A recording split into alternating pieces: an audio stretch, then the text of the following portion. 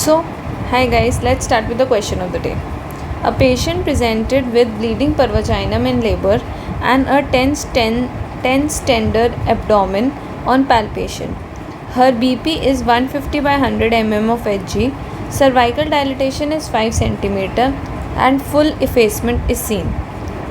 Fetal heart rate is 144 beats per minute with adequate beat to beat variability. What is the likely diagnosis? Option A, abruptio placentae, B, placenta accreta, C, placenta previa, or D, vasa previa. So very important question, very important topic. One question might be asked from this topic.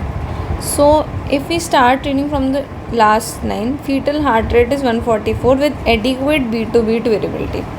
This means the fetus is normal, has no problem. So one option which you can rule out from all this is vasa previa. Why vasa previa? Because vasa previa means there is bleeding from the fetal vessels, and in cases of vasa previa there will be injury to the fetal vessels, so there will be fetal distress. But in this question there is adequate beat to beat variability on NST. That means the baby is fine. So answer cannot be never be vasa previa. Now we have to rule out between abruptio placentae, placenta accreta and placenta previa. So in cases of this is what topic? This is antepartum hemorrhage. So what is antepartum hemorrhage? Means it is bleeding from the genital tract after the period of viability up to delivery. So now the question arises, what is the period of viability? So for India we uses 24 weeks, ACOG recommends 22 weeks, WHO recommends 24 weeks, but we uses 24 weeks. So after 24 weeks, any bleeding which can occur from the genital tract is antepartum hemorrhage. What are the most common cause? It is abruptio placentae. Second cause is placenta previa. Third is vasa previa, and fourth can also be circumvallate placenta. So now let's study about abruptio or accidental hemorrhage, or what is abruptio placentae? It means premature separation of a normally situated placenta. Now where is a normally situated placenta situated? It is present in the upper uterine segment. So prematurely it is separating. So what are the risk factors? There is increase in maternal age and parity. Second risk factor is hypertension. Third can be drug abuse, external trauma, or folic acid deficiency. Very important is hypertension, because in hypertension there is premature separation, there is abruptio. Now abruptio can be of three types. First is revealed. Revealed what means? That it is revealing itself. Means there is bleeding which is coming from the site of placental separation through cervix. What is concealed? Concealed means it is hidden. Where it is hidden? It is within the uterus and it is forming a clot retroplacentally, which may enter into myometrium. So when the clot enters into the myometrium and there is bleeding in the myometrium, the uterus will look so blue.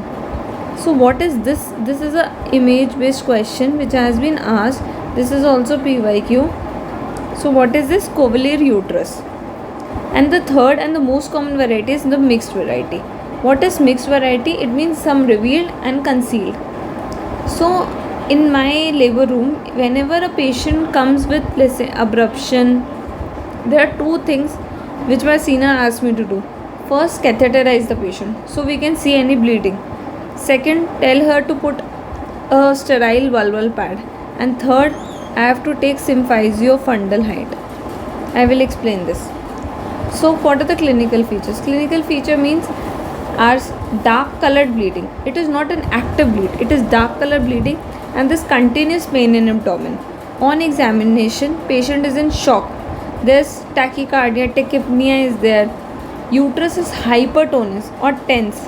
It is like the uterus feels stony hard, like it is in very contracted uterus. This fetal bradycardia or fetal death can also be seen. Out of proportion pallor means sometimes when there is concealed abruption, that is what is concealed abruption? That the bleeding is not happening, but the patient is looking so pale. There's so much pallor is present. Why pallor is present? So pallor is present because there is internal bleeding going on. Fetal heart sounds are not easily felt and fetal part are not palpable. What is the height of uterus? Height of uterus is more than the period of gestation. We check for FHS. So we make a abruption chart whenever a patient of abruptio comes. There we have to measure symphysiofundal height. What happens with symphysiofundal height? For example, the patient has symphysiofundal height of 32 centimeter, and after 3 hours I am seeing that the symphysiofundal height is now 34 centimeter. Now this means some collection is going on in the uterus. Some amount of blood is being collected. Some concealed abruption is going on. So we check for symphysiofundal height. We have to make a 2-hourly chart of symphysiofundal height. And whenever the placenta separates, thromboplastin is released, which is a uterotonic agent. What it causes? It causes uterine contraction, and it also can cause DIC. For DIC, we have to give FFPs. So this is about what are the clinical examination. Now what we have to do in abruption. And second question, very important. What are the other causes of DIC? In pregnancy, the other causes can be one of the most important causes, IUD of the fetus. So when there is any fetal demise of more than 3 weeks or 4 weeks, the patient might go into DIC. So that is why we get PTIN or APTT checked for patient of that patient. So this is about the clinical features. What is the management?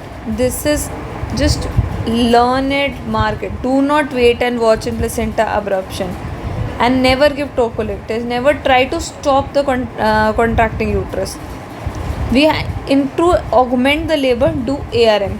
What is ARM? ARM is artificial rupture of membranes. Whenever you do artificial rupture of membranes, that is after more than 34 weeks, local prostaglandins are released. What will prostaglandins do? It can induce labor, and we can add oxytocin to augment the labor. Blood, while we are doing ARM, we can see blood stain liquor. So means abruption is happening. Never ever give tocolytics in abruption. This is a golden rule, and never wait and watch. So what we have to do? For this, I can see the fetal status. If the fetus is dead, there is no signs of fetus. First, correct DIC if present. Give a FFP to the mother. Stabilize the mother first, and then you can vaginally deliver her. If the fetal is alive and the fetus is in distress, do immediate LACS. If there is no fetal distress, then again do vaginal delivery. First, stabilize the mother. Mother stabilization is very important. We have to resuscitate the mother first. Now question for this is, what is the grading for abruption known as? You have to tell me this. What is the grading for abruption known as, and what is Pritchard rules? Next topic is placenta previa. What is placenta previa? When the placenta is lying over or near the internal os in the lower uterine segment. This means placenta is present here. It might be covering the os or might not be covering the os. So clinical features: painless, causeless, recurrent, bright red vaginal bleeding. For example, the patient will wake up in the morning and say, doctor, I didn't know even that when I woke up, my whole bed sheet was I was in pool of blood, and the blood was bright red color, and I had no idea. There was no pain in abdomen, nothing. In contrast to abruption, in abruption there was tense abdomen, continuous pain in abdomen occurs. Here we have no fetus distress. Uterus is relaxed, soft, without any tenderness. Malpresentations are very common in placenta previa. Most common malpresentation is transverse lie. So there are two questions arises. What is the most common cause of transverse lie? The most common cause of transverse lie is prematurity. And what is the most common cause of transverse lie at term? It is placenta previa. And now what is Stallworthy sign? Stallworthy sign means On pressing the presenting part into the pelvis, this decrease in fetal heart rate. And never ever do perspecular examination or PV in the patients of placenta previa, as it can again provoke placental separation. But investigation of choice is transvaginal sonography. Now, what is the management? Management is Johnson regimen. So, what happens in Johnson regimen? Expected management is done. What are the prerequisites? Mother should be stable, fetal distress should not be present, no active bleeding should be there, and gestation rate is less than 37 weeks.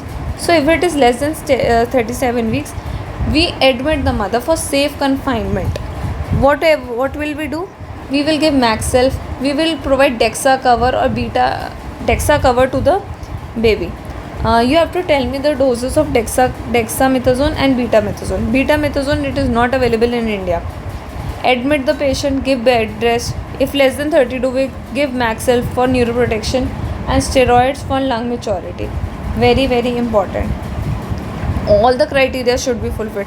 For example, the patient is not stable, then we don't wait and watch. There is no expected management. Emergency or elective LSCS is the management of choice.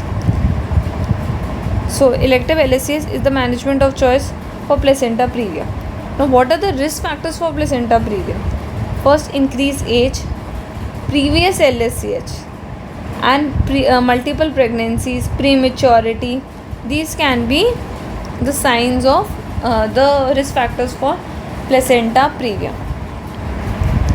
So, now coming back to the question.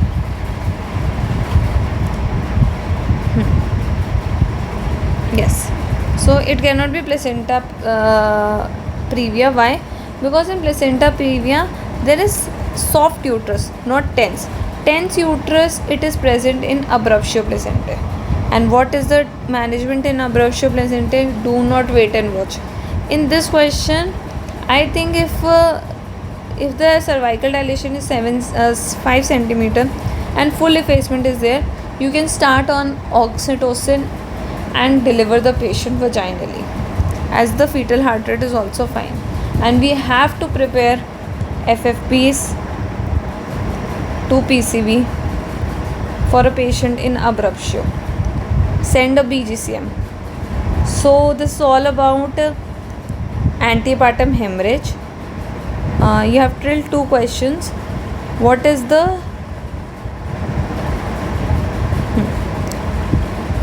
what is the grading of abruption known as, and what is Pritchard rule which is used in abruption? Thank you guys. See you tomorrow with another question. Thank you.